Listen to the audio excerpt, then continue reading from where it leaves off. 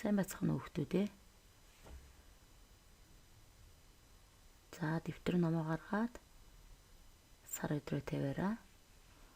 Өнөөдрийн бидний үсэх хичээл бол талбайг хэмжих баттгал хичээл байгаа.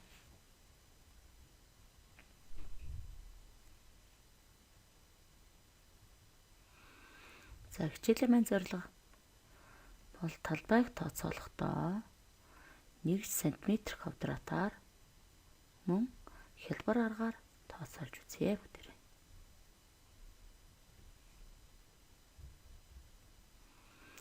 Бид өмнөх хичээлээрээ 1 см квадратаар төрсийн талбайг хэмжих талаар үзсэн. Мөн талбайг хялбар аргаар тооцоолох аргатай танилцсан байгаа.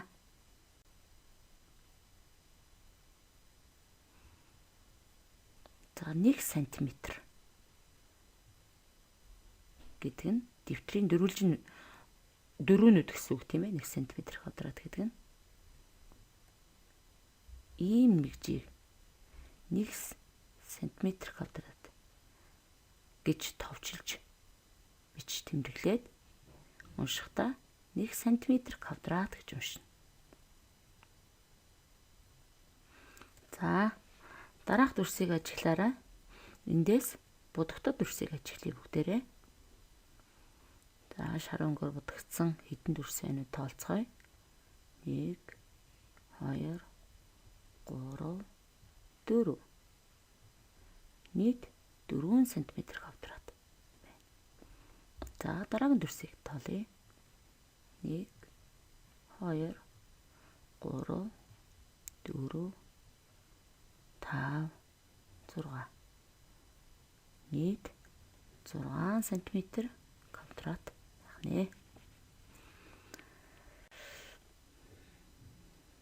За ер нь бид нэр талбай гэж юу хэлэх вэ гэдгийг бас мэдж байгаа тийм ээ.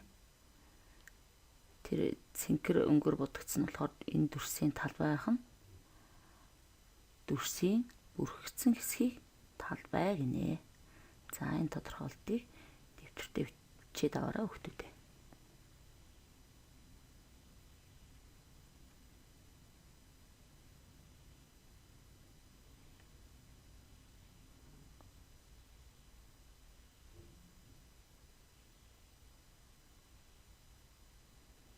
За дараагийн даалгавар. Дараах дүрсийн талбайг олоорой. Урт нь 13 см, өргөн нь 9 см гэж өгөгдсөн байна.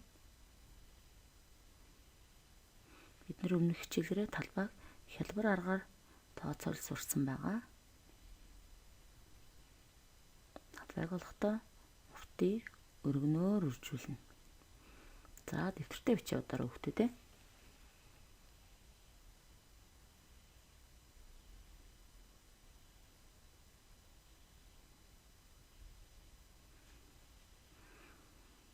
Арвангурыг үржих 9 гэж үржиж болно тийм ээ. 9 3-ын 27. 7-гоо тавиад 2-оос сана. Тийм үү хүүхдүүд. 9 1-ийн 9 сансан 2-оо нэмээд 11. 117 см квадрат. За та нарынх мөн яг ингэж гарсан байхаа гэж бодож байна шүү. Бичээд аваарай хүүхдүүдээ.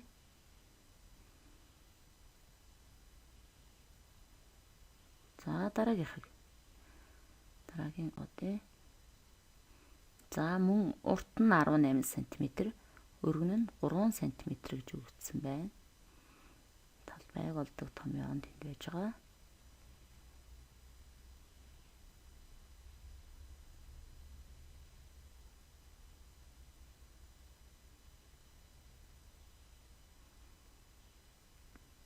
За хэд гаргасан бэ?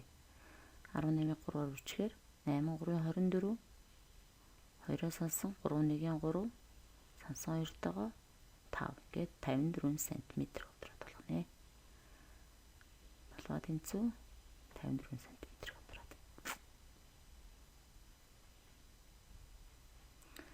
За дараах тэгш үндэстийн талбай периметрийг олоорой гэсэн байна. Хэмжигдэхүүн нь метрээр өгөгдсөн байгаа гэж хэлж байгаа хүүхдүүдээ тийм ээ. Урт нь 9 м, өргөн нь 6 м. За дэвтэртээ бичиж бодоорой.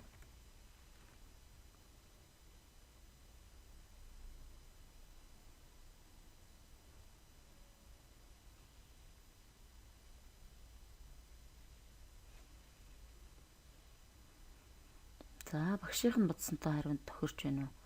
Тулгаарай. Талбай нь 54 м-г авдраад периметр нь 30 м-г авдраад хэлбэр аргаар тооцоолсон байна тийм ээ.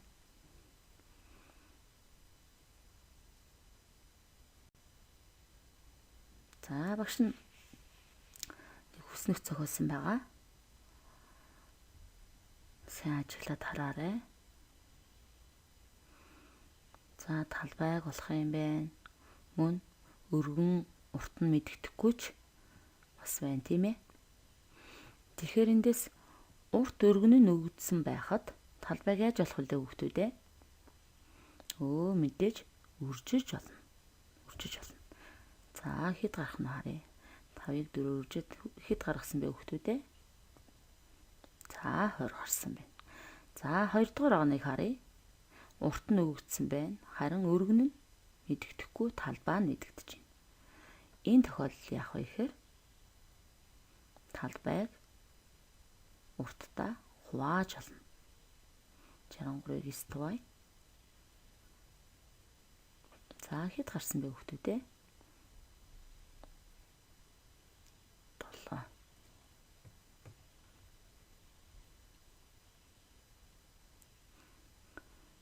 Долоо 8-ийн 56. За дараа нь урт нь мэддэхгүй байна, өргөн нь мэддэг чинь тэгэхээр 9 хуваач нь тийм ээ. Гарах нэ. За талбай мэдэгдэж байна, урт нь мэдэгдэж байна. Өргөн нь мэдэгдэхгүй байна. Тэгэхээр бас хуваагаад болчихно. 5 гарах нэ. За гэрийн даалгаварт. Ангийн шалны урт 15 см, өргөн нь 10 см бол талбай ба хүрээний уртыг олоорой. Бид нь талбай нь 24 см, урт нь 8 см бол өргөнийг олоорой гэсэн байна. За ингээд хичээлдээ идэвхтэй оролцсон хүүхдүүдтэй баярлалаа.